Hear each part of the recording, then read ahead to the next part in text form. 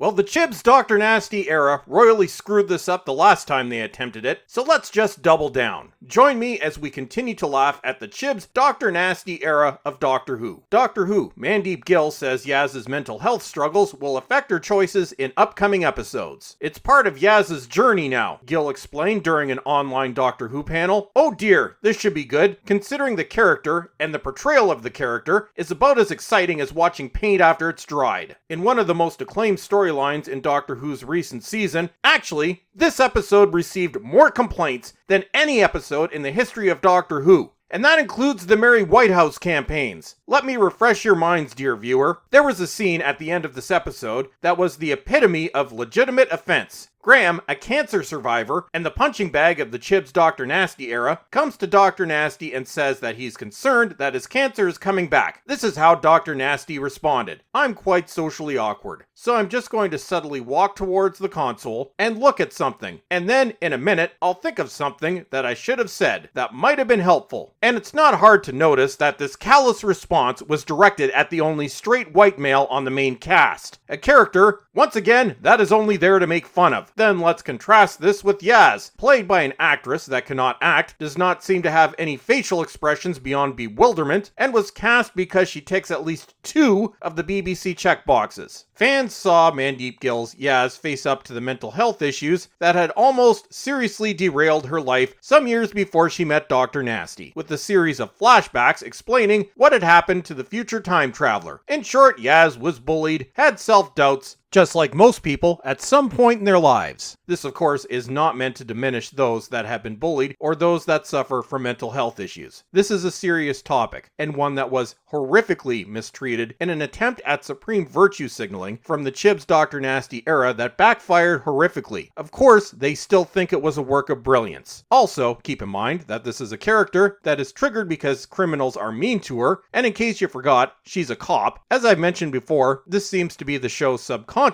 demonstrating what happens when you hand out jobs based on checkboxes. You end up with Yaz, who gets triggered by people she's supposed to be arresting. And yet we are constantly reminded that she's the bestest cop ever. As part of the episode Can You Hear Me, Yaz's struggles struck a chord with many fans. No, it didn't, because it was terribly written, but the BBC and the Radio Times desperately want you to think it struck a chord. And Gill has now revealed that this won't be the end of the storyline, with Yaz's mental health continuing to play a part in upcoming episodes of the BBC Sci-Fi series, which will, of course, continue to be badly written and undermine actual mental health issues. And of course, Graham's issues will never be addressed because Bradley Walsh is leaving the show, and I don't think it was much of a stretch to say that his cancer storyline was a way for the show to say the concerns of straight white males don't matter. Yeah, you might die of cancer, but unqualified diversity cop was bullied. And yet, one cannot call out this unbalanced narrative without being called an array of bad names by the poser ideologues. Chris had phoned me and said, "We're going to delve into Yaz's backstory and we're going to look at mental health issues," Gill said during a New York Comic-Con Metaverse panel for Doctor Who. Chibs the idiot tackling mental health issues again.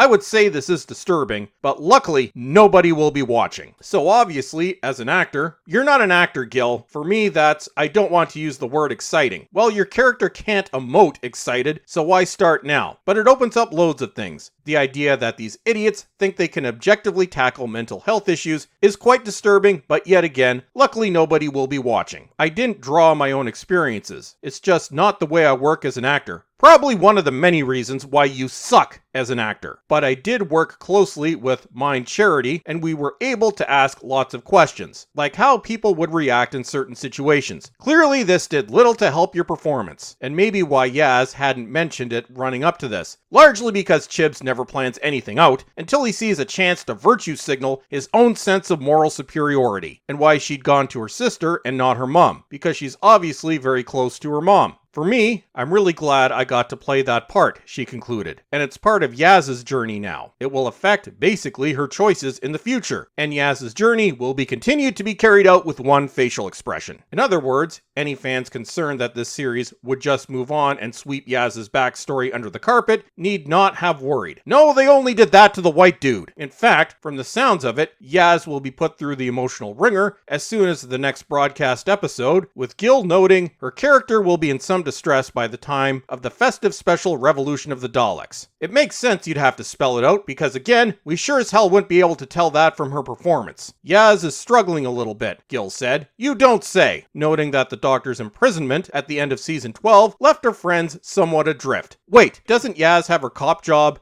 Never mind, she never shows up to work anyway. But don't forget, she's still the bestest ever. We're back in Sheffield, trying to get on with our own lives. I could speak for Yaz. She's finding it very difficult, not being able to say goodbye, or whether she'll see the Doctor, being thrown back into her normal life without being given any say. You mean perhaps being forced to go to the job she didn't earn through meritocracy? Oh, how terrible. And that's it for today. Don't forget to subscribe, and check your subscription and notification status because YouTube continues to delete subscribers. Follow me on Parler and troll me on Twitter. And as always, everyone, thanks for watching and have a great day.